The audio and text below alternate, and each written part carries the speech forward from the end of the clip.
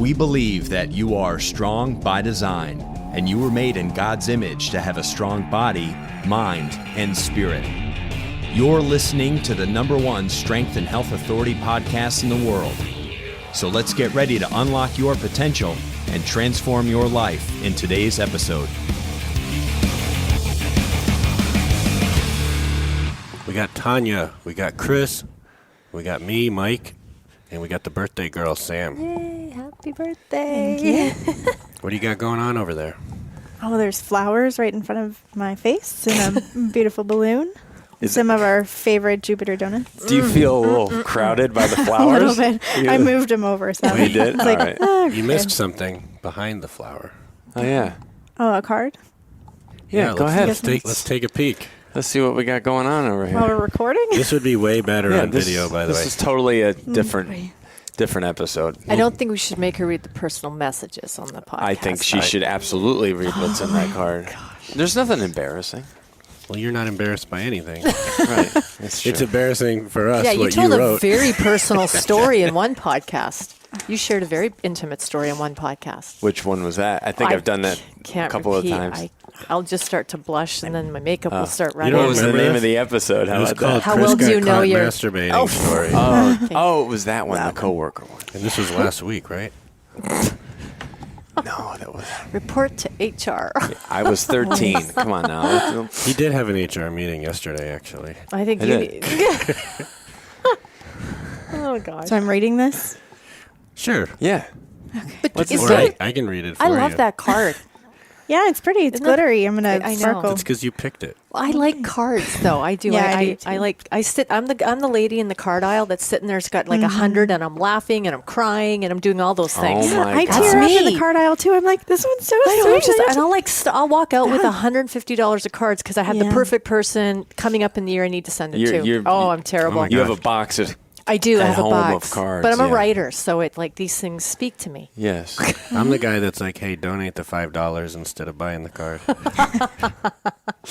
Kids' birthday cards are pretty boring, though. It's like dogs and balloons. You and got to make Snoopy. your own. You got to make it. Yeah, the kids make their own anymore. When we go to a birthday party, they want to draw. They want to draw one. You know. Yeah, That's I all think right. it's fun. Yeah. So what do we got going on? Okay, it says all good things, all birthday long. Thank you. Must come Target to an gift end. card. Yeah. Yeah. Love Target. I love Target. Okay, the card itself says wishing you everything you wish for and so much more. Okay, where should I start? Unless it's a new job. Not All allowed right. to. Things would unravel so quickly. It's like, by the way. It's a new job, but within the company. Right. Right. New title? Job responsibilities? Sure. Okay. Happy birthday, Samantha. Wishing you a wonderful day from Kristen. Happy birthday, Samantha. Celebrating you today and this week. Thanks for being you. I really appreciate you, not just today, but every day. From Mike. It's a really good one. Oh wow! I thought Tonya had written that. That was really impressive. That was pretty deep, Mike. was. That was almost poetry. It was Oh, yeah. borderline. Should write a book. I've written a few. Happy birthday, Samantha. Wishing you the best day today and an amazing year ahead. I'm so grateful for you and your friendships. From Tonya. Thank you. Very sweet. All right, Chris. He always draws a wait. picture. Wait. Before you even got to it, there was a hesitation and a breath. I mean, what's All right, going on Chris, around here? It was strategically left for the last one. It was. Okay, what do we got here? Okay, happy birthday, Sam Skurs. It's the different name. Right, card. right. And 3 exclamation points. Yep, bubble 3. ones too. Yes. I think. Wow. Yep. Like a fine wine, you're only getting more awesome. May your special birthday week be full of surprises. Love you, Chris. Thank you. See? And a heart and a smiley face. And I drew a makes cake. It, yeah. Like and he a drew a what? cake. Mike, we underperformed on the card. I'm happy with my submission. Yeah. I did a smiley face, a heart, bubble, exclamation points, and a birthday Okay, what do cake. you need? Fine what like do you need a help what? with? Chris Like a needs fine favor. wine, you're Oh, only getting wine. more Like a awesome. fine wine. Wow. That's borderline romantic. I was trying to, really It was work in very, some it was very sweet. sincerity They were and nice. They were intimacy. very Yeah. So do you Sincere. have the poem prepared that you were? We're gonna save that for lunch. Save it. Oh, he needs a bigger So you're not audience. ready. I'm not ready. You didn't even write it. It's a work in progress. I don't have it You memorized. can't rush Don't art. rush the art, Mike. yeah. You can't Yeah. rush art. All right. Well, we'll add a little. I'll record that. At We can do lunch, that. and then we'll add it on at the end for anyone who wants to We hear. can slide it in. Chris wrote a little. Make it a rap battle poem. Well, he said he was going to write a poem. There we go. Well, the reason he wanted to write a poem is because it's kind of a mean present because you thought it would make her really uncomfortable and awkward. Right. Like most people don't want a poem written to them, for them, about them. Most people. From a coworker. Right. Married. Everyone. Right. So it's just my nature. It's just to make people a little uneasy. So we're going to eat some donuts? Yeah, can we? I'm hungry, actually. I purposely didn't Okay, really well, have first, breakfast. plates and napkins. Hand those This will out. be our first podcast eating donuts. Chew quietly. With our mouth full. Okay, so Samantha, being the birthday girl, gets first pick. So, by the way, you can't see these donuts. They're like incredible. But They're if works you of could, art. All right, yeah. I'm going to post Each a one pic weighs like Yeah. a pound. on From Instagram. Jupiter that one? Donuts here in Which one? Clearwater, Florida. Oh, I don't know, because the lady's guess like, do you what? want me to pick or should you pick? And I picked 9, and I said, you pick the last 3. They're not even our sponsor. We just like them. We should. They talk need to about that, sponsor though. us because we should have an expense account just for Jupiter Donuts. Every special occasion There's gets Jupiter Twix Donuts. and Reese's, and I know that's cookies and cream. I got the smokes. I know I got 2 because Yeah. Mike and I Mike likes both that. like those. I like and those, yeah, too. we That just- one's pretty crazy. They That looks like a coconut. Butterfinger. That's like a crushed up. Snickers. Oh, Heath. Snickers? Or Snickers. Snickers. Interesting. I think I'm gonna Yeah. cut this one in half. Yeah, that Go one for looks it. Looks like a lovely. lemon. that's like a maybe. toasted almond. There's red velvet. There's like some kind of cream. This is the filled- French toast one. Gosh. Wait, darn it.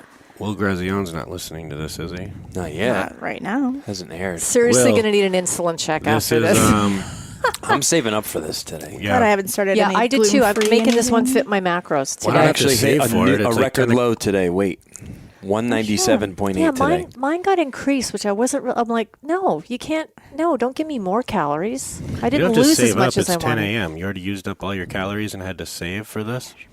No, I purposely. Can I No, have I had some? Yeah, a we protein can do shake quarter for breakfast rather than having Yeah. like eggs and. But this will eat toast up all the fat you can have for the day is gone. So Well, Chris if I is have- having a chicken breast and cheddar. How much fat's in one of these donuts? No, I'm gonna have like a half of one. Don't ask probably. questions you don't want answers to. Well, I See, actually have profound. Very we have our profound. nutrition coaching call check-in meeting right after the podcast. I'll check my little tracking Too app bad. here. He's going to see like donut frosting around my mouth during the call.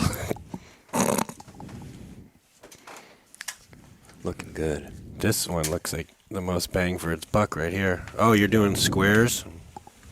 That's a good way to go.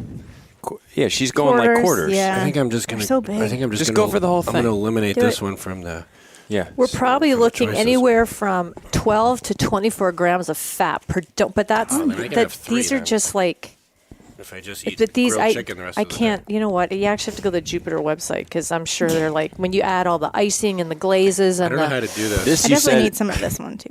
Okay. Not now. Not No, I'm gonna cut this one though because I want some of Should this. we one. What's this? The should Samoan we one? hit Yeah. pause and eat these and then come back and do the show?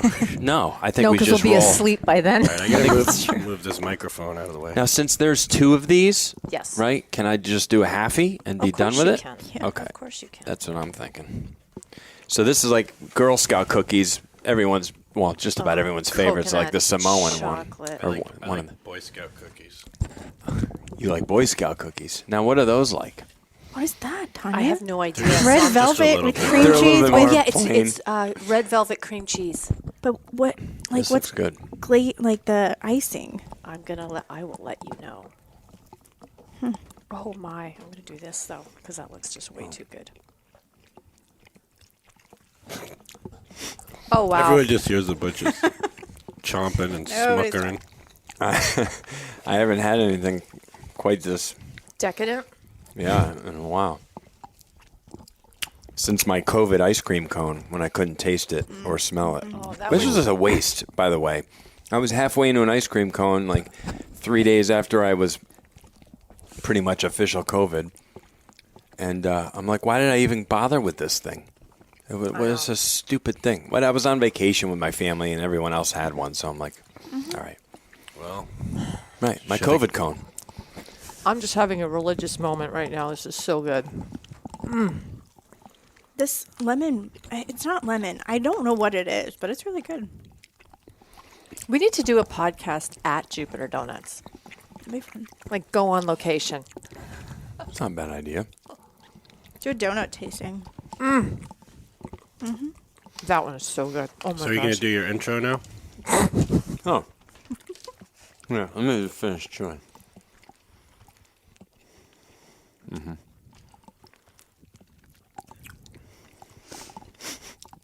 Long. Okay.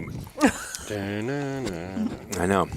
Hey, everybody out there. Welcome to the Strong by Design podcast. This is your host today, Coach Chris Wilson. Actually, it's really a co-hosted episode. Unbelievable.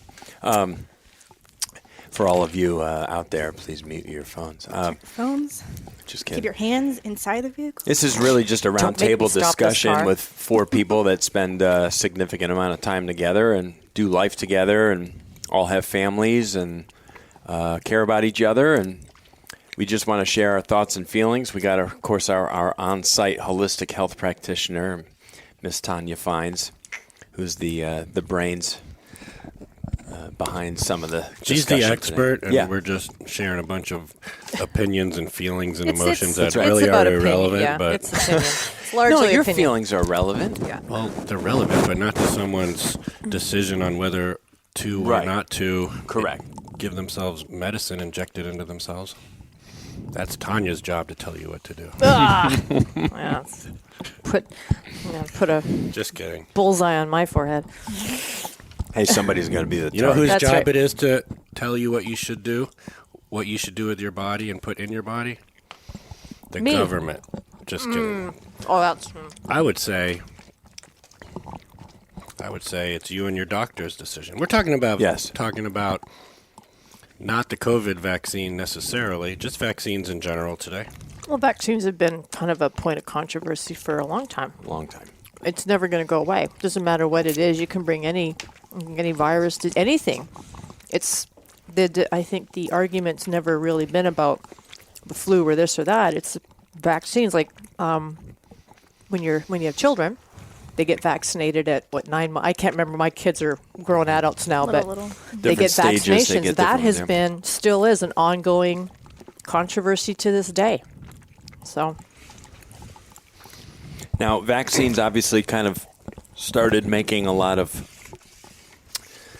gaining momentum or, growing in use roughly, 100 years ago or so? I mean, if you're going back to the... Spanish flu? Right. When was that? World War II? World War I? prior... I should know that, think but I it was- don't actually. Well, World War I ended in like 1918, 1919, and then World War II is the early 40s, late 30s, early mid 40s. And when did the polio vaccine come out? Because that was a big one. Right. Polio. Now, obviously, been these like things in the were last century, were I all guess. created to try and help eradicate something that was right. The vaccine could be seen as a preventable measure, right? Having the vaccine would protect you from some of these harmful illnesses that you would just get by having basic contact with people. Like, obviously there's viruses that require much more intimate connection to contract things, but it's also, you can get ill and sick just by being in the same room with somebody, having a cup of coffee. So.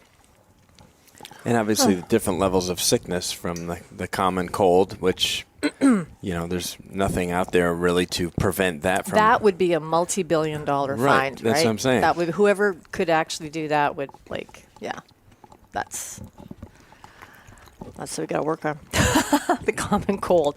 And the colds and flus often get intertwined because the symptoms can be so similar, but there are certain symptoms that make them different. And I wrote them down here for myself. So, yeah, like when you have a cold or when you have the flu, you can often feel very similar. You don't, and I mean, again, we're talking about like from person to person, it's going to be different, right? Like you could get a cold and I could get a cold and I could feel like death, and you could be like a couple sniffles, your throat hurts for a day or two, and then you're fine. So it's really individual specific as far as how sick you get. And oftentimes I feel like it just people's immune function is just different regardless of how well they take care of themselves. And an example would be Brian Klepacki. Brian was in exceptional shape, better than me, younger than me. But when he got ill, when he got sick, he was like out for the count and home for like days at a time. And I'm just like, wow, man, when you get sick, you're like done for. And he's like, yeah. I'm like, so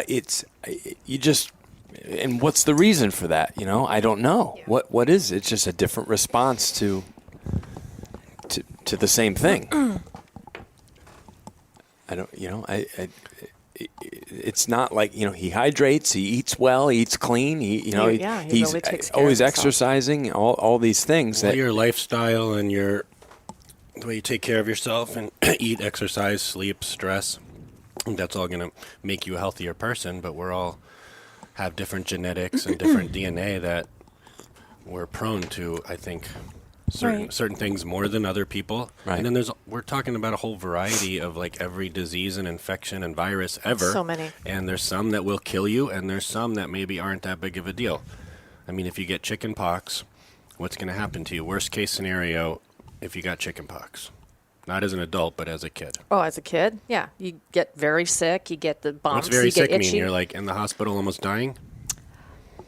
It's not impossible that a child could get that sick. That's more likely with an adult. If an adult gets chickenpox, that's very, very serious and could be fatal. Kids, it is a child. They call it a childhood disease for a reason because children are more capable of fighting it with, they get the fever, fever and chills. Back maybe in the 80s, they used throat. to have chickenpox parties and have kids over and Yeah, get them all sick There's just to still get it over with. some cultures that will do that. If one child gets like chickenpox or mumps or measles, they just bring all of them together because they believe that that's a way to help build the immune system. That's a cultural, societal belief in their group, and they do that. Well, there's so many diseases and things, and we have vaccines for so many different things, and then how someone's supposed to know whether they should take everything and when they should take it and which brand and how much. Really, it seems like you just take the advice of your doctor and trust them. But even that can be a problem if you trust your entire health care to someone else's responsibility, where I think ultimately we're all responsible for our own health, and they're there to advise you or kind of be a consultant for you to make the best decisions. Right. But then I think people have a lot of just trust in general from the government when things are recommended. It's like you want to believe and you want to hope that they have everybody's best interest at heart, but I think there's a lot of people out there that wonder if there's conspiracy, or they wonder if we don't have all the facts, or if it's a political agenda and it's spun a certain way. If you knew where to look and you knew the data and you could really make your own informed decision, that would be ideal.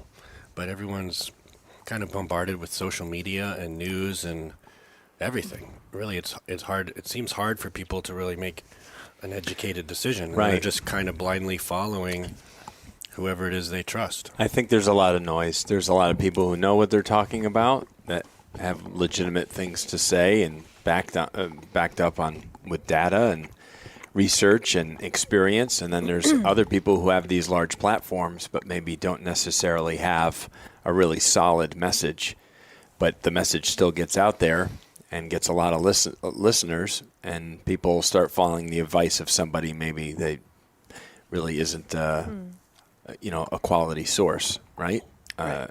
So I mean, today everyone has a voice, and you can have millions of followers but not really have a great message. Well, let's zoom in on one, like the flu shot's an easy one to kind of analyze a little bit. And you wrote a report on this, Tonya, called the Truth About Flu Shots. So what was, I remember the ending of it. Yeah. And I remember reading it, and some people get it, some people don't. You've got some older, people, more health risks that it's probably a good idea, but I do remember you saying it's like an individual decision for each person. It's not necessarily something that the government needs to tell everybody. Everyone has to do it. So what was your kind of process in there as far as recommending, not recommending, or how people go about making these decisions? Well, that's just it. It's a personal decision. I think you do have to have trust and faith in the people that are working behind the scenes to create vaccines, because I think that people are doing that job with the best of intentions. They're trying to come up with vaccines to help protect people, keep people from getting sick and dying. So I think you have to have faith in that, because no good decision comes out of fear. If you're making a decision about whether I should or shouldn't get a vaccine based on fear, you're probably not making the best decision. Or I shouldn't say that. That was not correct. You're probably, you're basing your decision on fear rather than the facts. And if you just don't want to get it, then you just don't want to get it. End of story. But it becomes this big global argument. Everybody wants to, well, you should, and tell you why you should or why you shouldn't. So my position, like when I wrote that report on the flu shot, was that, the flu shot was designed, created to help prevent people from getting as sick with the flu as they can, because some people have died from the flu. Right. Particularly your more what we call our at-risk population. So over the age of 65, people that are immune compromised, people with existing health conditions, particularly respiratory, that if they were to get sick, even with a cold, it's going to knock them out a whole lot worse than it would knock any of us at this table out. So for them, taking a flu shot, especially if they got family and they have a really good quality, like a life, probably getting a flu shot is not a bad idea, to help provide that extra protection. Now, is it 100% effective? No, because like viruses multiply and get stronger. So every year there's new strains, and a new strain is going to be stronger than an old strain. And we're seeing that now with COVID. Now we've got the Delta variant and the Colombian variant, and it's going to go on and on. So every year, to my understanding, based on what I read from the CDC, is that flu vaccines are made, and then every year, or like the year before, they try to predict and determine which strains are going to be the most prevalent. And so they, every year, it's not the same vaccine every single year. It's a little different to try to protect against those that they determine are going to have the greatest influence and impact in the population. But it comes down, like if your doctor is recommending to you that you should have it for a list of health issues, it's probably good to listen to them. I don't think that... I felt like they were pressured. Who oversees the pediatrician medical association? Do you know the name of it? No. Okay. Well, I don't know. I don't know the name of it either. I should have looked it up before this. But I remember years back, we were on a Dr. Sears schedule for the children, which was just a little bit more spaced out and a little bit different than the standard recommended one. And a lot of the pediatricians got pressure that they were going to lose some kind of accreditation or something. Are you talking like the American Medical Association, that kind of thing? Yeah, it must be that. And they were dropping everyone who wasn't like fully, completely on track and on schedule. They wouldn't see them as patients anymore. And then you had to go find certain doctors that kind of would take the heat and do what they thought was right. So it almost felt like there was external pressure that this is the way it needs to go. And then doctors almost get put in a tough spot where they're going against the grain if they do anything different than like what comes down from the top as the recommended schedule. Like it got very tough to find any place that you could even take your kids to if you didn't do it exactly on their schedule. Versus going in and talking to somebody and being like, let's come up with something together that makes the most sense. Or what do you think of this Dr. Sears schedule or something else? I think some of that comes from they were seeing things like the mumps and polio actually making a return in some schools. And so if your kids aren't vaccinated like all the other kids in the office that are coming in and out of the doctor's office, they're at risk for getting, picking something up. Just, it's a small percentage, but it's out there. And those doctors are willing to put their patients at risk for these diseases that are preventable by vaccine. Right. But that's just No, I think whatever. It just made me wonder why were some so strict about it and others were more open-minded about talking about it and making decisions together. Can't answer that. Doctors are people too, and some of them are just going to have a different perspective. There's not going to be across-the-board agreement on a lot of things, right? Yeah. People just have a different approach to things, like the local doctor Berger here, and he was a little bit more of a holistic look at things, and maybe maybe there's a different way we can look at this or go about this. Let's dive deeper into your health. Let's look at your stool. Let's look at your blood. Let's look at your, let's get to know your body, your system, and what might benefit you the most or be the best route for you, which is, I think, where a lot of people want. I think there's a certain segment of the population who doesn't care and just want to just tell me what I need to do and I'll do it. Right. There's certain people like that. And then there's people who want full control, who are like, no, I want to know exactly what's going on. I'm going to do the research myself. I'm going to know everything I can possibly know. And then you have people in the middle. And It almost seems like the people that work at the doctor's offices don't even know what's going on sometimes. I remember some of the first shots coming out and just asking some basic questions like, do you have the drug sheet on this? And what's the brand that we're doing? And they're like, oh, I'm not sure. No one has ever asked us that before. And they didn't even know the answer to it. And I'm like, okay, something's getting injected. Hopefully it is what they say it is. Right. It's like, I like to at least see the bottle of what's getting injected into my body. Yeah. I think it's a fair question to ask. I And it was like a little alarming at the different doctor's offices. They can't even answer the question or know what's going on. Yeah. So when I was reading the books, what I was comparing was the disease itself versus potential risks or side effects of the vaccines, like which is worse. And if it's a disease that's like not that big of a deal, doesn't really have a fatality rate, let's just call it the flu for me.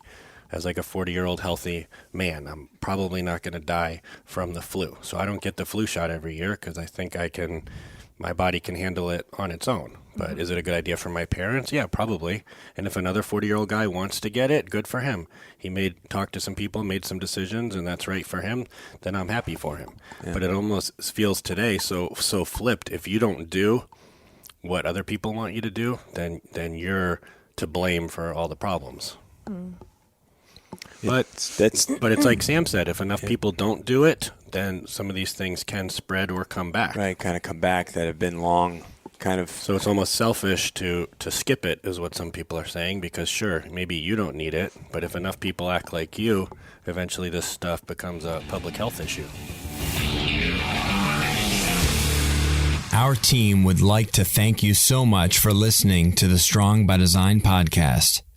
And if you're enjoying today's show, please share this episode with at least one friend or family member who will benefit from this message. And please subscribe so you don't miss any future episodes. Go to strongbydesignpodcast.com. That's strongbydesignpodcast.com. Let's get back to the show. I've had this conversation different over the years with my wife, who I usually opted for the flu shot herself. And I don't know that I've ever gotten it. Maybe there was one time that I did, but my thinking was more in line with what you said, Mike, where I feel like maybe the few times I had the flu, I got right through it without really any kind of ill effects, missing work, feeling awful for days at a time or anything like that. So I felt like, well, if I'm able to get through it without really any issues, why do I need additional help or support to get through something that already I'm getting through all right? Well, are there any risks with the vaccines, Tonya? Right. It's got to be different based on the brand and what it's for, but in general, are there certain... And then it seems like when people report these, there's reported side effects, reported deaths, but then they try to confirm them, and none of them are confirmed. They say like it's zero linked any real issues, but then there's thousands of reports of things that happen. You're seeing that with the COVID thing now. There's like 6,100 something deaths reported from the vaccine. Is that what they're that's saying? What, yeah, if you go look it up, that's reports. But then looking into it, they're like, there's no way to prove or link that this was directly reported to be linked to the vaccine. So there's like all these reports coming in, but then there's no way to prove if it's from the vaccine or not. Right. And then it freaks people out. And then you've got celebrities saying, some of this caused autism or other issues and swear by it. There's people that said their kids changed after they got the shots. Another person told me their neighbor dropped dead 2 days after getting it. So there's a lot of this stuff floating around that I think are fear-based type things, but that we can't prove, and that no institute or bigger organization is verifying in any kind of way. Well, it's because everybody's body is so different and everybody reacts completely differently to anything. Right. I mean, you were talking about the flu, how you've gotten the flu and it's not really that bad. My super healthy child got the flu, was out of school for 10 days and ended up in the hospital with pneumonia. And I hadn't done the flu shot up to that point. So I was like, like, it really hasn't been that bad for us. Like, we're not really exposed to it. But in the schools, it was just crazy. And then she just went downhill real fast. Right. So, I mean, everybody just responds to things so differently. And then there's, like we talked about earlier, genetic predispositions and family history that we're not even aware of. And just so many factors, I think, that make up all of the reactions and the the symptoms and things. And our immunity, is in the gut, really, right, Tonya? Talk about 72.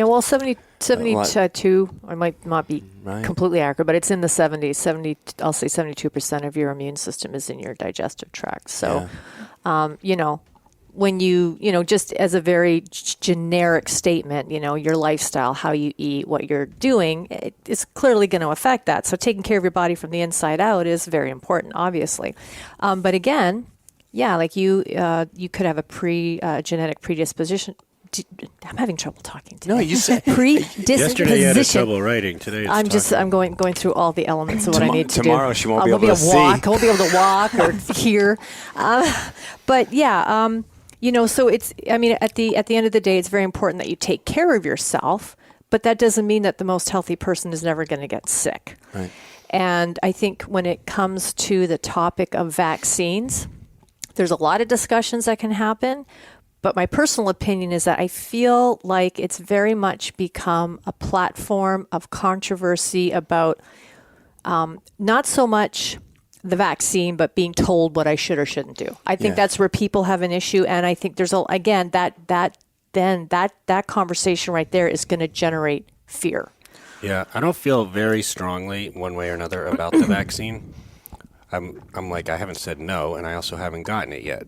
I'm just like, why do I need to be the first one? I'm kind of like a healthy young person. Let me see how this plays out a little bit before I make a decision. But then at the same time, then you start hearing that you'll either be rewarded or punished for not doing it. So if you don't do it, you might not be able to go to parks or movie theaters, or you won't have the passport that you'll need in some cities to do things.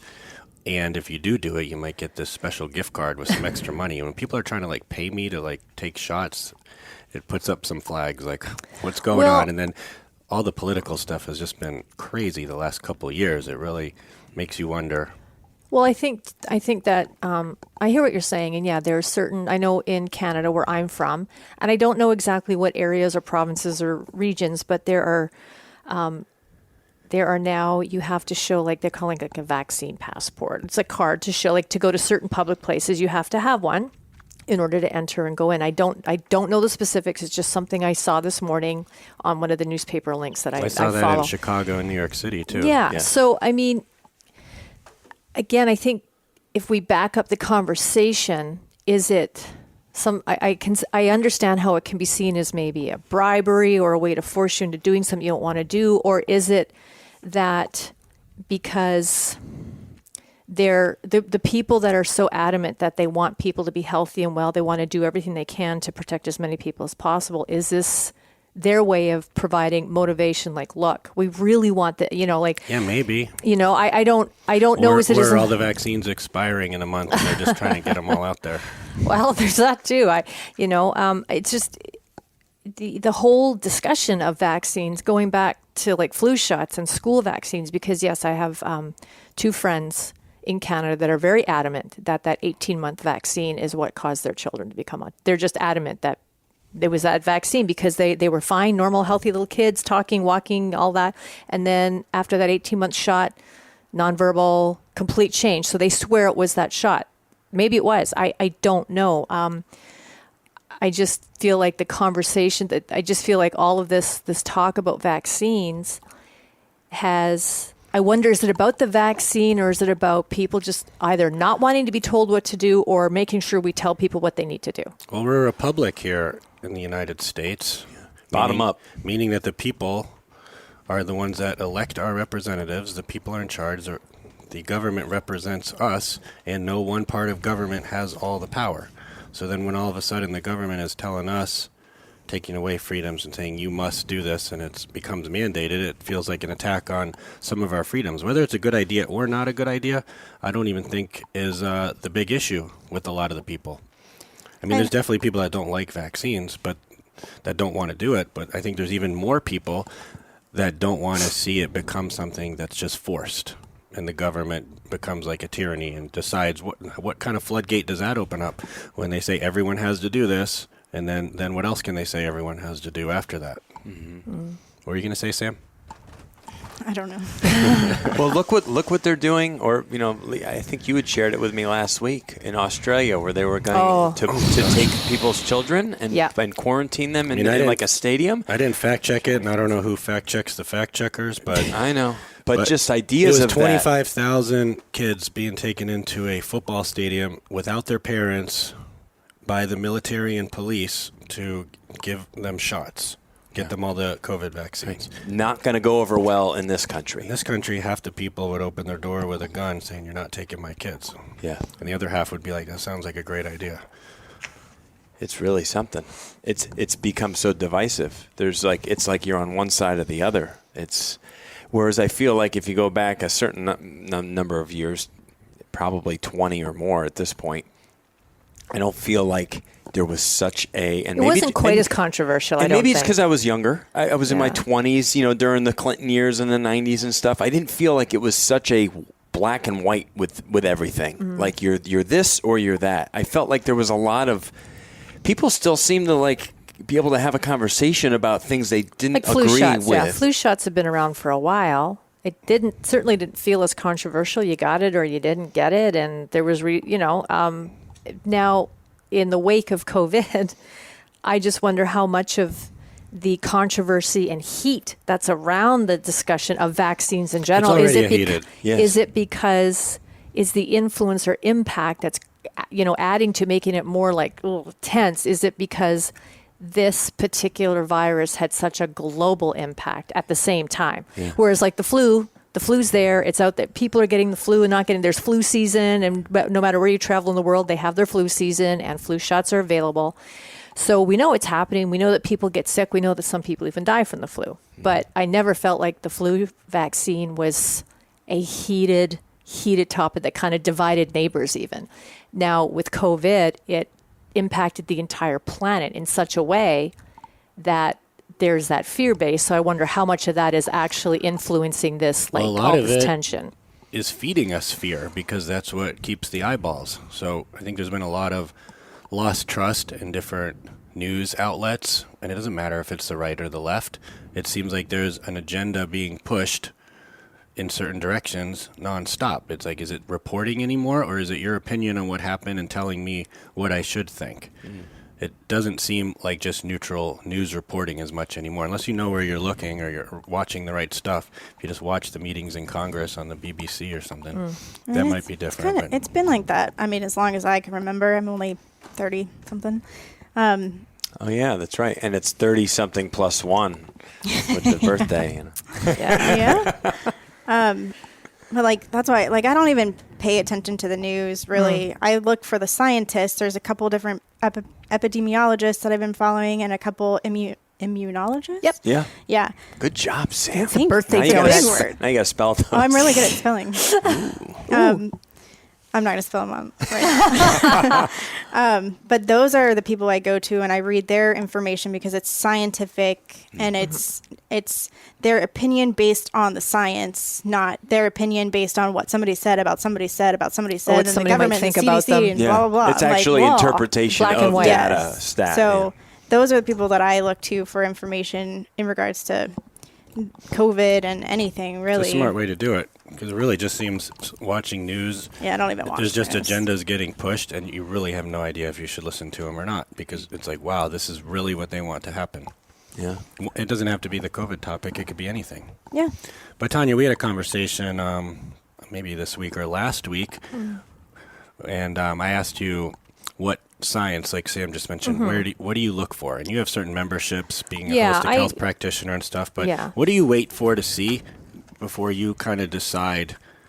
Well, I think for baseline for anybody, CDC is a good site. like they will share information that you can it's accredited, it's reliable, and is it always changing? Of course, because science is always learning and growing. I have always said science is not so much incorrect as it's always in a process of correction. So what we knew a year ago about COVID, vaccines, flu shots, and all that, we know even better and more today. So it's always correcting itself and giving us more. When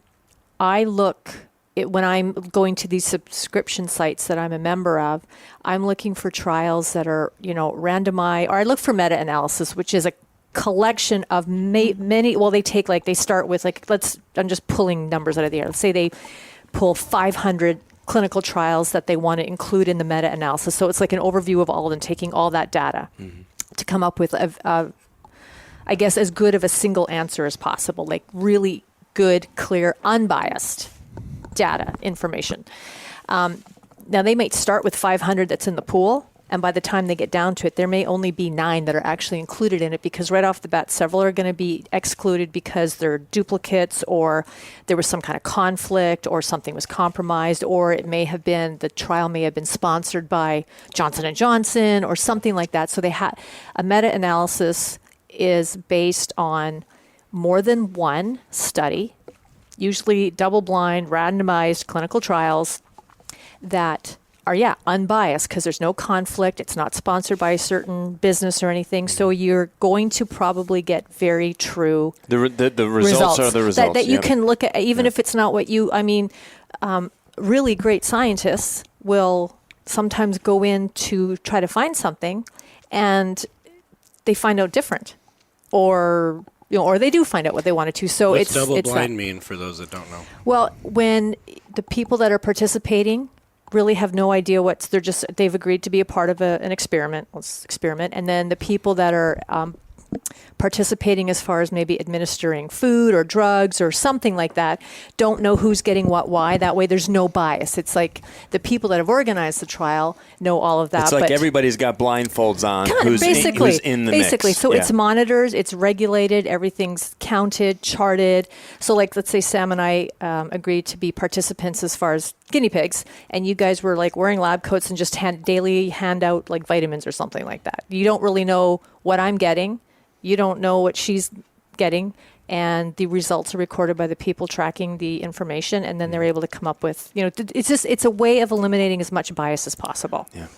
And you look at these meta-analysis, and how long does it take, or when do those usually get created? Oh, there's no concrete answer to that. That's just... It's just ongoing. It's just out there. I mean, there's tons of meta-analysis. There's tons that are happening. It's an ongoing thing. So I think there's a certain percentage of the population. I think there's lots of different segments right now, right? There's going to be people way over on one side who are absolutely never going to get the vaccine no matter what. There's going to be people that absolutely want to do it because they just feel it's the right thing to do. And then there's everything in the middle, right? I think I had a point. That was a good point too. And it just went. Back. It went poof. It Have went a piece out of my brain. Donut, it'll come back. You know what? I think that's what it is. I think I hit my. You had your spike and you dropped. I had my spike and I'm on the decline. It'll come back. But actually, what I wanted to say too is that it doesn't even matter. It can be people that you are have a great relationship with, or really see eye to eye on most things. But when it comes to a mandate or something being enforced, it kind of it stirs emotions up, and then people start making decisions based on emotions and feelings, and getting hurt, and then it kind of spirals out of control pretty quickly. And I think that's what we've been seeing, and that's what draws the eyes on TV and social media. It is this emotional response. I think if I were to give one piece of advice on this, it would be pause, allow yourself space to just breathe and calm down, and ask yourself, is this an emotional based decision? Because feelings are not facts. Mm-hmm. So if you're if you want to make a decision based on feelings, because we all do it all the time, okay, but acknowledge that you're making a decision based on feelings, and please don't try to impress. If you don't want to be forced to do something, also don't try to impress upon me that your feelings are factual. Don't come at me with that. Come at me with the science, because I'd rather make a decision based on the facts. And I think if people can, if they can step out of the heat of the moment and all of that emotion and fear and go, okay, this is how I'm feeling about it. Like, acknowledge it, because you have to. This is how I'm feeling about it. I'm feeling very scared. I'm worried about this, this, and this. But what are the facts telling me? What is the data? What is the science telling me? That's the main argument, is the facts. We're almost saying, like Sam said, go right to the source with the science, because if you get in an argument with somebody, they're going to send you a New York Times article, a Washington Post article, a CNN, not link, news. a Fox News Yeah, link. those are all I opinion. wouldn't consider news reporting facts. I'm probably going to take heat for that, but I don't necessarily consider news headlines and content. I think most people, that's where they're getting their information. Well, and then I think that becomes an emotional decision and not a fact-based one. But they're making it look like it's facts the way they present it, Well, they and the way they write about it, and quote quoting and saying this study, and then now you hear about the study, but you didn't go find the study and confirm what they said. It's because they're journalists. They're not I was going to say, scientists. like, I have yet to meet a journalist that actually knows how to read a research study. Yeah. And They're then told, convey here's your it. headline, write me a story Right. about it. And they're going to find the details that fill in that headline. And that's I can look at a study, look at the title, like consuming X number of grams of dairy a day is going to give men prostate cancer. Okay, so I find those headlines, and then I can scan through and pick the things that are said, that they're actually questions they're asking in the study, and create a really great story to instill you with fear about that. You can always find the statistics you want, too. That's to just fit it. Or I your can look narrative. through it and actually read the study and read, like, what were they testing for? How was it set up? Who was involved? How many participants? And then what were the conclusions? And then were there any conflicts, and who sponsored it, or was it sponsored? You know what else is interesting? We said the other day, it's so hard, and this happens in fitness, nutrition, doctors, finding like more than one that agree with each other seems to be such a hard thing. Whether it comes to what's a healthy diet, what supplements you should take. Everyone's going to tell you different things. Supplements don't work. You need to take this. This is the best diet. No, you need to be vegan. No, you need to only eat protein. And everyone's got science and studies and doctors supporting what they're saying. And I think the same thing goes over to like the vaccine topic. You can find doctors and people backing up almost anything that you want to find proof for. Yeah. You can find doctors and people that will back up what you want to find proof for, but when you go and actually look at science, when you find research, if you go to the CDC, and they always provide links to things, if you're reading research, that's where you're going to get probably the most accurate facts. And if you don't understand it, that's okay. Find somebody if you really want to know, ask somebody. Like say, you read research articles, right? Yeah. What does this mean? I don't want the 16 pages. What does it mean? Give me 5 sentences. That's why I like the, I think it's Your Friendly Epidemiologist on Facebook. I read all of her reports because that's what she does. She reads research and breaks it down for those are great terms. people that can actually, they know, they're scientists. They can read, they can understand, and then they can layman's terms it to you. Because that's what most people just want. Like, what does it mean? Right. I would say when we went to ISSN, there was a couple speakers. I was just like, but what does it mean? I know what you're saying, but what does it mean? How do I apply it? I know. I've never been to a conference, incidentally, that was. Oh, it's all scientific. It's all studies. Science Everything and studies. presented was a study. I was like, my brain was like, I'm sure you were. She was geeking out. She was like, oh, this is great. I'm like, just another study, dude. Like, can we talk about something else? With 4 people. The charts and the colors, and the dad was like, oh, it's just like, it was heaven. But I guess it's heaven. Look at this one. This one's funny. Now, I just want to share a very short story just because That means it's a very long story. No. Hey, let me preface this by saying this is Prefacing the story. Saturday morning. It's a short story. Let me just preface the story with a shorter story. That sounds like something I would do. Yeah, I'll make it quick for you guys, I promise. So Saturday mornings, I'm on a men's morning call. It's an intimate group of guys. One of the guys on the call is an ENT. He's an ear, nose, and throat doctor. He recently lost 2 close friends to COVID. He was adamant on the call and emotional because just a matter of like a day before or 2 days before, lost these 2 friends. We need to close this donut thing soon. Yeah, Mike's going in for round 3. Well, actually, maybe we need to move it closer to the middle. There we go. The reason I share this is because vaccine conversation came up on our call, and this is a group of Christian guys talking about life, talking about stuff, but this topic kind of took over. And the gentleman was just, was coming from such a good place because he's in the front lines. Yeah. He's seeing what's happening. He's in the hospitals, and he was really saying, like, people should go get vaccinated, is what he was saying, because it's killing people. I just lost 2 of my friends who were otherwise pretty healthy. And he was just about to lose a third who did die a few days after. But then this other guy, can I jump in? Yeah, So absolutely. we have a really healthy guy here. He's on our YouTube channel, film stuff, young 30s, great shape.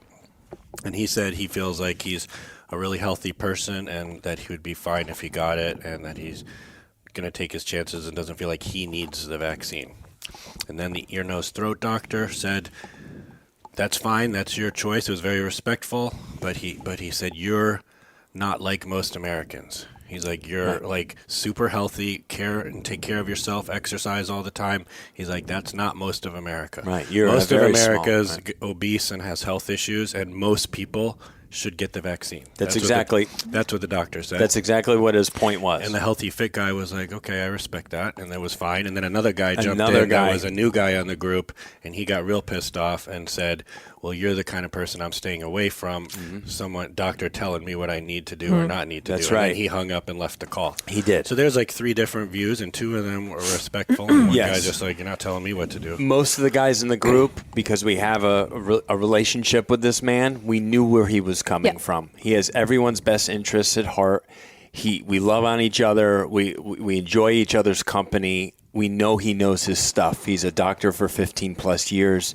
Yeah. His decision or his viewpoint, his perspective is far different from a person like me who is not in the hospital, who's not watching people die every day and You don't know what you don't struggling know. to survive. Right. So I just shut up. I barely spoke the whole hour. I just listened because I wanted to just absorb the conversation. But that was, supposedly a safe zone for men to share their feelings, and it still got heated, and somebody still left the call. So it shows you, that's what's happening in this country, but times 1,000, right? Because you get people of all walks of life who don't really see life the same way, who don't do life the same way, and yet we're all kind of being told this is what you all need to do. There's a lot of finger pointing back and forth. Yes, there is. From both sides. Yes, there is. Got to respect everybody's decisions. Yeah. I was on a trip with my uncle when I had COVID. He had already had both of his vaccinations, and he felt very fine kind of being in I found out on a trip in the mountains in North Carolina that I had it. So I didn't really have any options. So I was around him, but he felt fine. I didn't pass anything over to him or anything, and I was happy that he had done that and taken the precautions and the action to look out for his own health. Mm-hmm. I felt good for him and happy for him, just like my stepdad who needs it, obese, health conditions, older. I just think that everyone needs to be able to kind of look at themselves and make the decisions, that they feel are best for their. Well, I'm happy for them too, and my Right. parents did it too, and they're Right. older and they got immune issues and stuff. Yes. So that's great. But then it's flipped the other way. If you don't do it, then you're a jerk, you're selfish, and you're the cause of everything spreading. Right. And if you get it, you're going to die, and it's your own fault. You should have just did it. Thank you so much for listening to the Strong by Design podcast. To help our show reach more listeners just like you, please let us know how we've changed your life by leaving a 5-star rating and review on iTunes. Go to strongbydesignpodcast.com. That's strongbydesignpodcast.com. Let's get back to the show. Well, when people are scared, they need something or someone to blame. They need to put that somewhere. So that's like a normal human reaction. If somebody's doing something against what you believe in or that you feel threatens like your own health and safety, you're going to have an emotional reaction. So again, it comes down to, are we making decisions out of fear or facts? Because feelings aren't facts. And again, like what Chris is saying about the ENT, what I said earlier in the show, how the people that are behind like the vaccines, the medical research, I don't think that they're trying to enforce something because they have bad intentions. we don't know what we don't know. We don't see what they're seeing in the hospitals. Like I don't see what's happening. I don't see people hooked up to respirators if they're young, if they're old, if they were already sick. I don't see that, but I can't imagine if I was there, how that would impact me. That's right. And what that would make me feel and think about this. And would I probably, I think the way we have the conversation, like telling somebody you should, because if I think maybe saying like, look, here's what I know. I would strongly recommend this because I saw this. Yeah. And this was the result. Yeah. When this happened, this was the result. So I'm not telling you what you should do, but my recommendation would be because I think the language used would it make makes such a huge difference. People don't feel like they're, I think if you can express and communicate what you know logically instead of putting them down. Well, in ways that are just like you're saying this, like instead of telling people, but saying like, this is my experience. This is what I know. Because if I was an ER nurse or an ICU nurse, my conversation at the table today would probably, and I'm not saying pro or no, like yay or no. I'm just saying like, I only know what I know and I know what I base my decision on. But somebody that's on the front lines dealing with this is going to have they're going to be very impacted by that. And that's going to change how they view it, how they see it, and what they recommend. Because when you're standing next to somebody who is yesterday or the day before, I think, my children's like a step grandfather. He was already in very poor health to my understanding. He got COVID, very sick, in the hospital on a respirator. Like they basically pulled all the plugs. He was in hospice. The family was told he's only got like maybe a day, a couple hours.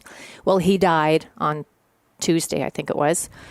And he died alone, saying goodbye to the nurses held up the phone so his wife could FaceTime, but he died completely alone. Now, that is going to impact you as far as, do you think people should get too. Same thing, died vaccine? alone. Yeah. So and he was like in his 50s just last week. That has a huge emotional impact, and that's where emotions can it plays a part. It plays a part. But if you're someone that's healthy, it hasn't impacted you, you haven't lost anybody, you don't know anybody that's lost somebody, get the facts. Just start with getting the facts, And influencers, like people that have a huge following, are not experts.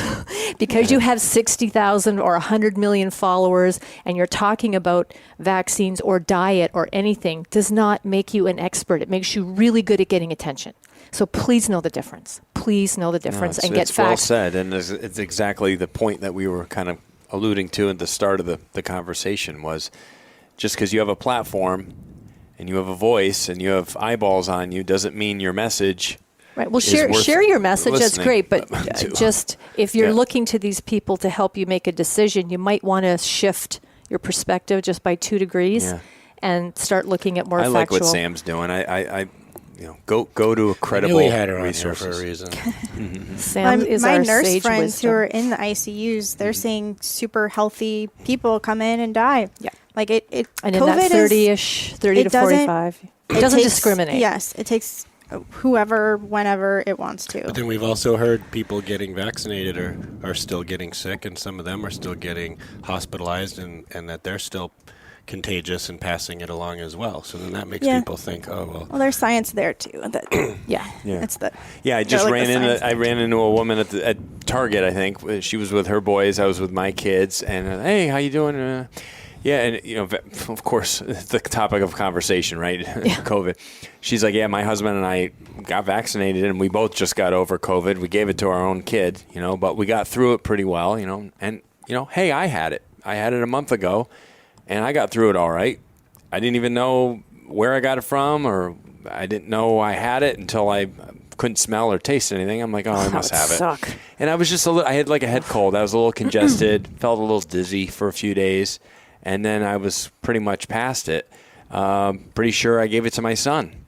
Mm-hmm. He had a fever for like a day, and then he was fine. But like I said, we were on vacation in the mountains, and there weren't really a lot. It wasn't anything. I was already quarantined. I was quarantined with my immediate family, and so we got through it. But it's true. Everyone's reaction or response is going to be different, just like it is with anything in life. And I think it's a healthy conversation. I just wish more people did this. in their own sphere of influence, in their own world. It would cause big fights if I did more of this with more people. We need this with science, and then Yeah. Right. We'll get your dad and my dad. Oh my gosh, your dad's like super right, and my dad's super left. Ooh, that'd be fun. We'll get them two on a podcast. my dad's an attorney too. So Oh, so he knows how to- I don't My dad's talk re- to my dad's my really dad about stubborn. stuff. Wow. I just don't. Just like me. It's great. That would be a good one. That would be a heck should- of a conversation. Yeah, if we could get them in here, maybe we'd need to do the He thing won't where come here because I'm not vaccinated yet. Oh yeah, you're right. You're right. See, I said yet, so don't start sending me death threats. Hey, I may do it myself. Listen, my wife's done the vaccine. She's going to be a nurse here soon. She's been an animal nurse for years. She's working towards her transferring over into human medicine. She needs to do it for her line of work. Yep. And if it's going to make her life better, or if I might do it myself. Well, you're a sheep it needs kind to of make- guy, so just do what Oh they my tell you. God. Just kidding. I won't do what the powers If you that do be it- tell me, if you but do it, I'll you're do a what my sheep. wife tells me. Well, she There is you the go. power Yeah. that be.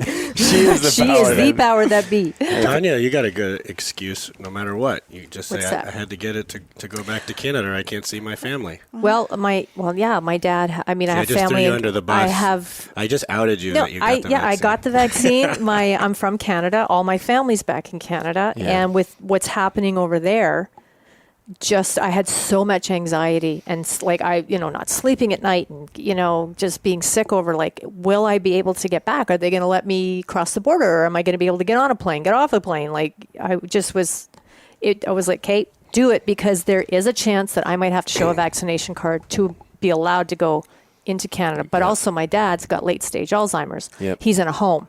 I can't go in and see him unless I'm vaccinated. Right. I'm not going to go home and not go see my dad Of course. That's right. at all. Yep. And when I looked at the facts and the data on the vaccine, I didn't have any fear. I didn't feel like getting vaccinated was going to harm me in any way. It was going to do any harm. It was going to provide me protection. I also wasn't afraid of getting COVID. I wasn't afraid of getting sick, and that if I get this, oh my gosh, what's going to happen to me? I didn't make a fear-based decision either way. I just, here were the facts about my life, my situation, and then here were the facts that I had about the vaccine and its effectiveness and what exactly the protocol was, and I made a decision that I feel really good about. Yeah. So I got a question for you then. Just some, what's your insights on it? As you know, I had COVID, I don't know, a week and a half ago or so. It was like 14 days to get rid of, but there Right. was like maybe 4 days that were not fun, and then it got a lot better. So at this point, it's over. Yes. Would you agree that I have some amount of immunity? Well, you'll have some And antibodies, we don't yeah. know for how long, correct? That's what people kind of disagree Right, about. because even But as of right now, it's a week and a half, 2 weeks later, I have some immunity. yes. The vaccine helps give you immunity. Yes. So would there be any reason after you've had it to get it, unless you're doing it for the sake of not infecting other people? Because I also read after you've had COVID, you can still, or maybe you told me this yesterday, you can still carry it and infect other people, even though you're not infected by it. That's my understanding. So I've already had it. I Yeah. can't get it again, really Tomorrow. soon. Not tomorrow, no. But I can still go around carrying it, and then other people, if they're vaccinated, that should protect them. It's the vaccine. But I'm the supposed last to be I more read, contagious because I'm not vaccinated? You carry you shed more of the virus. right. And the How much more? I don't know. Like the science. Is that a reason to get the vaccine? that's up to you. I've read and been told by my brother who works in the medical field. He said that if you have COVID and you get that vaccine, it's almost a stronger immunity because you've got multiple antibodies from the disease itself and from the vaccine. So you've got your own and some artificial ones all Yes. mixed. Because for the extra vaccine protection. is, I think, Right. with last I It's read, like a double dose. 88% effectiveness against complete protection. But I mean, if you already But- had it, you've got like a few months, Maybe. or you get the next variant. We do know a couple coaches here that have gotten it twice already, Correct. but they were spread apart by a year. I Right. don't know anyone who's had it twice within 6 months. No. Both of those cases that we know of was like a year or plus apart. And our neighbors, we weren't even near them, but they got it too. They got the vaccine and they got COVID, and she's on like week 3.5 right now. She's not feeling good. Wow. Really hitting her hard. That's a long time. I haven't heard of anybody a few random people that have had to deal with symptoms over a 2-week period. I have another friend. She's going on a month, but she has Crohn's disease too. Right. That's a whole other. That's a whole other conversation. So I have one more comment from just vaccine perspective, not necessarily COVID, but like chickenpox. Back to that conversation. I never had the chickenpox. I was exposed multiple times, never got them. But I did get the chickenpox vaccine when I was like 17 or 18 before I went off to college. Right. And my mom's reasoning behind that was because if you develop chickenpox in childhood, you can develop shingles when you're an adult. But if you somehow if you get the chickenpox vaccine, you're very less likely to have shingles as an adult, which is a much bigger issue. It's the same virus that it goes dormant and lives in the spine. As an adult, it comes out as shingles. Yes. Yeah. And so it was just like protection for my future as opposed to immediate protection against chickenpox, which I think you can look at a lot of vaccines like that. Like it may not, even if I got chickenpox, it may not have been a big deal, but it could have been a big deal in my future. But now I'm protected against both of them from that one particular vaccine. Some of it really, for me, was looking at the schedule of why so much so soon. Sure. Can't this get spread out a little? Like, for example, one of them was HPV, which I think was a sexually transmitted disease. Like, why do we need that at like 3 months old or 6 months old? How about we do that when they're like 5 or 6 or 7 years old? Still way before they're going to be sexually active. It's a good idea, but why is it all got to be stacked? So that's the thing, overloading the body with too much stuff. That was an issue for me. Why not spread it out? So that was something I took into consideration. Yeah. No, I think it's a very valid point.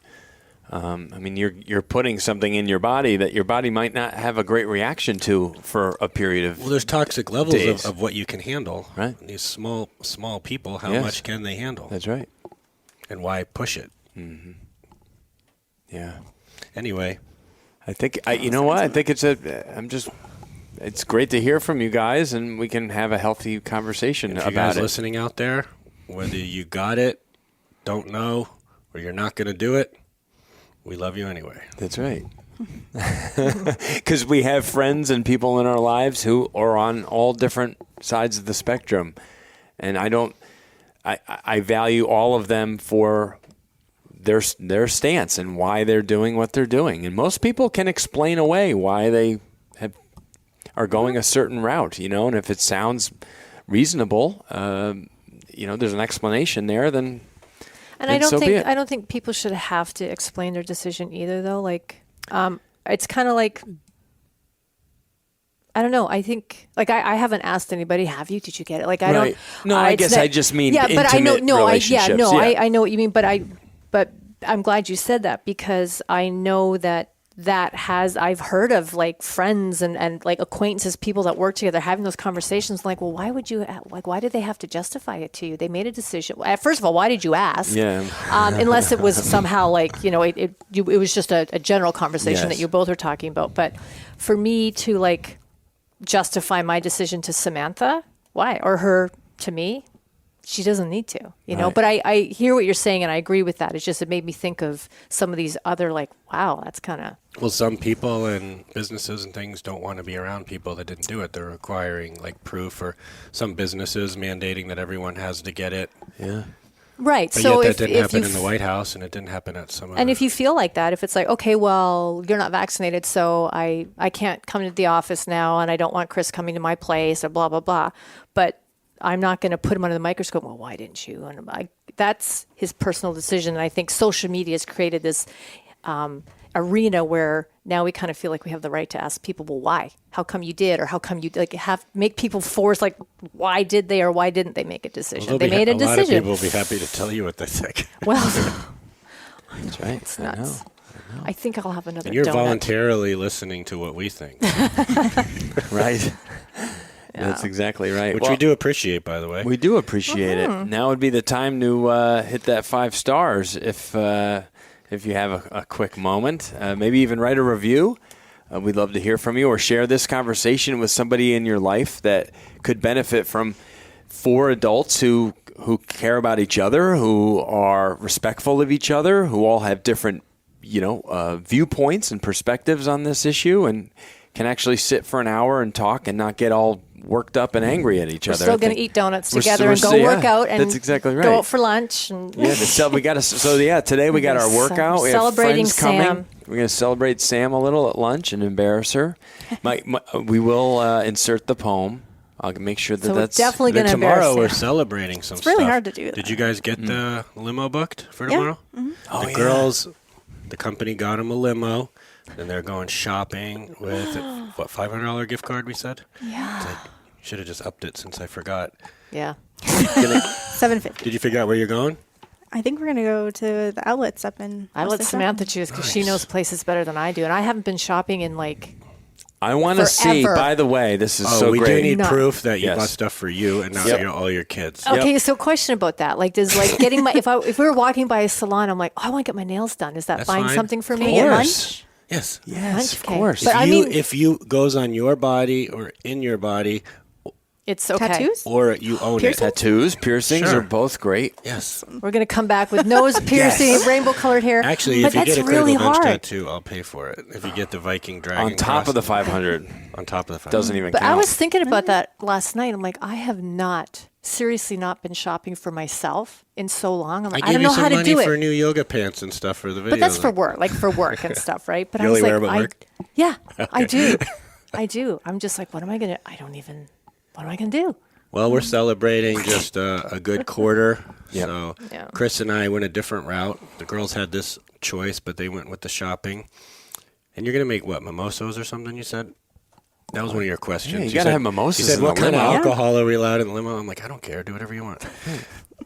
Right. It's like a day Go to off. Total Wine. You better drink. I want to see Just a sign- picture of a drink in your Just hand. sign the I might waiver. have to get him to drive me actually all the way You gotta home by the end It's of the like day. a work day, not work day. It's a paid day You got to off. release the company off all Okay. That's right. potential problems you two are going to get in. I'm not bailing you out. You can't be our first phone call? Well, speaking I don't of, have anybody speaking else to call. Speaking of getting bailed out, tell them what we're gosh. doing. So we are renting exotic cars. Chris got the Ferrari, what? F430 Spider convertible. And I got the McLaren. something. No way. You got a McLaren. You got a McLaren, yeah. Yeah. So we've done podcasts awesome. on this before, raising your frequency and your vibration levels, and it's going to feel awesome. And sure, it's a selfish kind of fun thing to do. Yes. Self-centered, but at the same time, We work hard here. yeah, it's a reward, and we're celebrating the small victories. And we had this up in Boston. My friend Tim rented a Lamborghini when we were up there for some business meetings. And he said the amount of people that in the city that waved to him, that smiled, little kids that were clapping, and everyone wanted to see. Yeah. You actually make people happy by doing this, and you're actually showing people this is possible. Follow your dreams. This could be you. So who are we going to pretend to be? Who could Samantha pretend to be I celebrity-wise? get Kristen Bell a lot. Kristen Bell or there Reese you go. You should Witherspoon? stick your head out. You Here could we be go. Annie. An orphan? No, but she's older now. All grown up. So just bigger afro. Reba? Young Reba? I don't know. This is very Oh my gosh. I am Annie. going to be drinking tomorrow, apparently. Raggedy Ann and Andy. Oh, goodness. What are some other famous Tony's redheads? got the nice big red hair, baby. Oh, yeah. Oh, yeah. I do. It's great. Well, who can we pretend to be? I'll just be me. Just like Daddy some old, Warbucks. some old, yeah, you Oh, can gosh. be Daddy Warbucks. That's actually a good call. What do I have to do? Wear a tux? Probably. Hey, that would sounds actually very- look good. sounds white very suit. uncomfortable. I'll be his bodyguard guy, the guy with the Indian guy with the jewel on his turban. I'll be him. He was really cool in haven't that. seen that movie in so long. Dude, Annie was a great movie. That's actually growing up. how we It's a got good movie. connected with Hope Children's Home. Was because Karina my daughter was really, when she was little, really into the Annie movie. And then she got all curious about orphans. And she's like, can we go help some orphans? Or I want to raise some money for some orphans. And then she did a lemonade stand at the church and sold lollipops and lemonade. And she made $200-$300. Oh, wow. And then I had to find an orphanage to go bring the money to for her. And I was looking all around Tampa Bay and found Hope Children's Home, which is obviously a local children's home that we partner with and donate to and try to help out and serve at. And that's how we found out about it, all because of the Eddie movie. And we were at a fundraiser dinner, Courtney and I, where we met Kirk Cameron, and someone in line asked us, like, well, how did you get involved with Hope Children's Home? And I was like, that's when I remembered Creda's lemonade stand. That's hilarious. That's awesome. How Anyway. cool is that? That's another episode. That is another. Yeah, that's coming. That's coming. Well, we, as I was saying earlier, we just appreciate every single listener. Please share this conversation with someone who needs to hear it. Hit that 5-star rating and review. And we love all our return listeners. And if this was the first episode you've ever heard on Strong by Design, this was a little different, a little bit more casual, celebratory, and conversational. But we have so much, so many different topics, so many great episodes. So please go back and listen to a little bit of everything to help make you stronger in body, mind, and spirit. And we look forward to another episode next week, as always, here on Strong by Design. Thanks, guys, for being part of this. Awesome. We've got some unique capabilities. In the strong name of Jesus, we pray. Amen. Thank you so much for listening to the Strong by Design podcast. If you found value in today's episode, please subscribe so that more people can find out about our show. Plus, you don't want to miss any future episodes with the amazing guests and topics we have lined up for you.